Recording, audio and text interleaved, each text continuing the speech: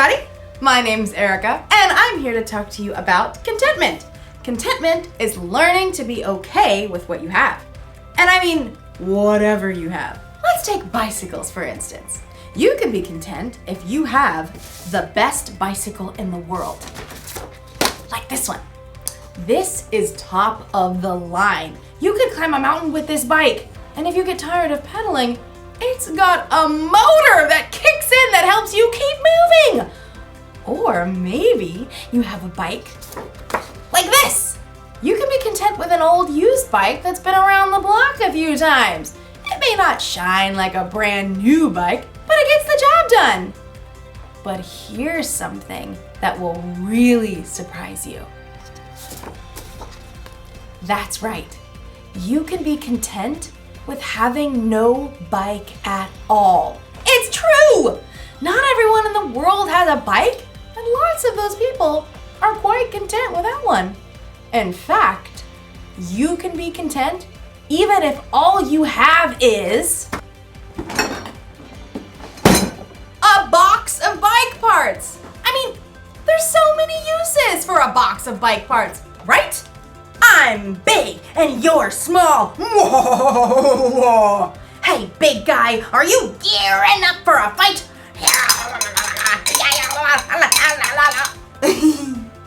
In today's story, we'll hear about the next step after contentment.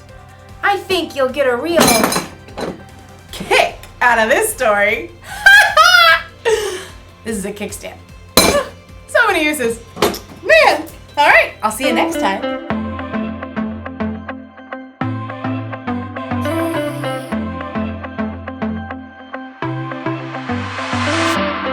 Everywhere that I go, you're there with me.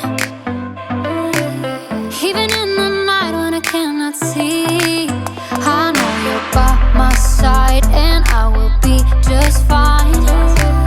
Oh God, you're always good to me. I wanna say thank you, thank you. I will live my life to praise you, and lift you high. Every night and day I'll follow in your ways. I wanna say thank you, thank you. I wanna say thank you, God. Every breath that I take, you give to me. Every brand new day is a blessing. I know you're by my side and I will be just fine. Oh God, you're always good to me. I wanna say thank you. I will live my life to praise you, and lift you high. Every night and day I'll follow in your ways. I wanna say thank you. I wanna say thank you, God. I wanna say thank you for mercy and kindness, for grace that is endless, love and forgiveness. I wanna say thank you for mercy and kindness, for grace that is endless, love and forgiveness. I wanna say thank you. I will live my life to praise you, and lift you high. Every night and day I'll follow in your ways. I wanna say thank you. I wanna say thank you, God. I wanna say thank you, God. I wanna say thank you, God. The Bible. It's 66 books of history, stories, letters, and poetry that fit together to form God's one big story. The epic adventure of how He created us and loves us so much that He made a way to rescue us. As we travel through the Bible, from Genesis to Revelation, we discover people who met God and found their lives changed forever. Now, for an amazing story, inspired by the book of 2 Corinthians, chapter 8, verses 1 through 5. As Sarah entered the cafeteria, bagged lunch in hand, Grace waved her over. Hey, Sarah, we figured out the service project thing. Sarah slid into the seat beside Grace, across from Cassie and Rochelle. All three of them sported expensive salon haircuts and manicures. Sarah tried to smooth down her own frizzy hair. She was glad that St. Joseph's School requires uniforms because at least her clothes looked like what everyone else was wearing. Oh, right. The project for social studies? Miss Moss had required that individual groups find a service project to do during the holiday season. I looked through Miss Moss's list. This one's perfect. Grace showed her tablet screen to Sarah. Helping a refugee family? That's a great idea.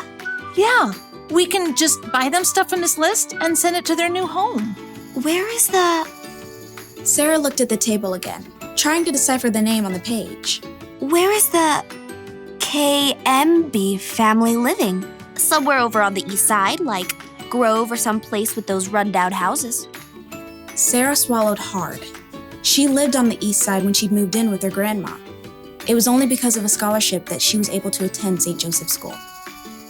It says here the family needs 3 sets of sheets. Oh, I know. You've seen those ads for tufted owl sheets? They're supposed to be the best. Sarah's eyes widened. Aren't those sheets like $200?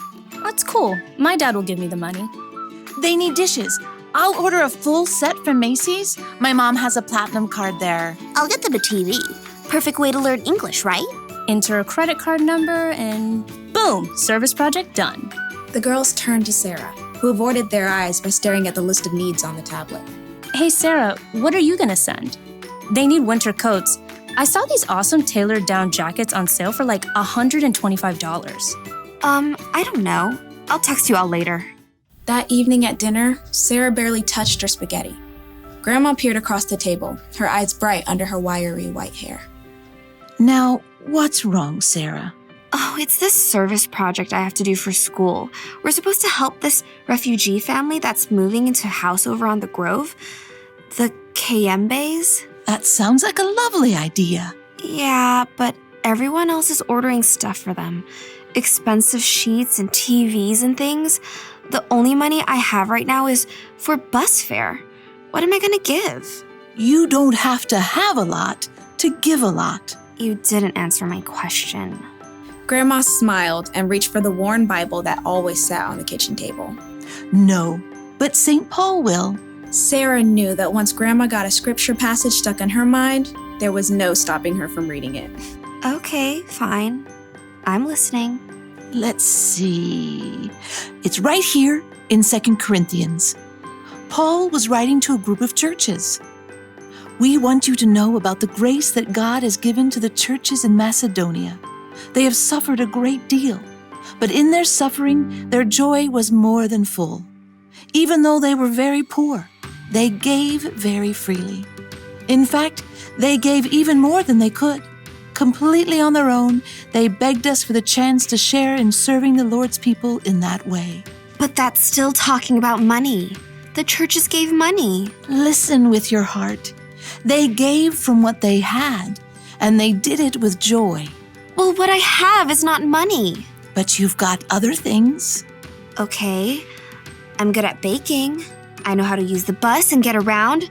I have time, I guess. Grandma beamed and her face crinkled. All good things. Reluctantly, Sarah smiled back. Okay, I'll make a list. Next morning, Sarah's friends crowded around her locker. Hey, have you decided what you're gonna buy? Well, I thought maybe the Kayembe family needs more than just stuff. Like how? Maybe they need help. You know, like finding the library, figuring out the bus system. Yeah, I don't know anything about that. But I do. And I Googled and found a number for their caseworker. And she said we could help the Kayembes decorate their new home for Christmas. Oh, that's a really cool idea. I found this awesome video that shows how to make Christmas ornaments from salt dough that you shape and bake and paint. You all could come to my place and help. Sure, that'd be great. I mean, it's a tiny apartment kitchen and all. You tell us what to do, we'll do it. Sarah breathed a sigh of relief. Maybe she couldn't send $200 sheets, but she could use her time and creativity, and even her grandma's tiny kitchen, to help welcome a new family to her neighborhood.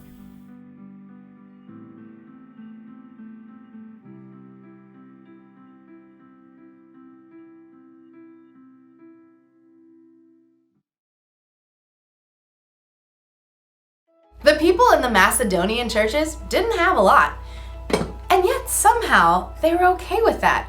They were content. And it was that contentment that made them want to share their time, talents, and resources with others. You see, when you learn how to be content, it makes you really see all the good things you have. You learn to be thankful for what you've been given, and the more thankful you are, the more likely you'll want to share what you have with someone else. Like, maybe I could share these bicycle parts. You know, I'll bet there's a bike somewhere that's falling over somewhere because they need a kickstand. I could give this to that bike. Or someone might need, to replace their chain because theirs is old and rusted or broken. Let's see. These might even help someone hold onto their handlebars a little bit tighter. I could give all these parts away and help a lot of people. You know, we all have something we can give. Maybe you don't have a lot, but you've got something. You may have money or stuff, or you may have strength to help your family around the house with chores.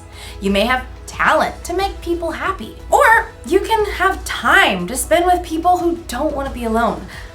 Honestly, you'll truly start to see what you have to give when you learn how to be content. The Apostle Paul wrote that he learned to be content through the power of Christ, who gave him strength. When you put your trust in Jesus, he can give you that strength too. The one thing to remember today is this: you can always use what you have to help someone else.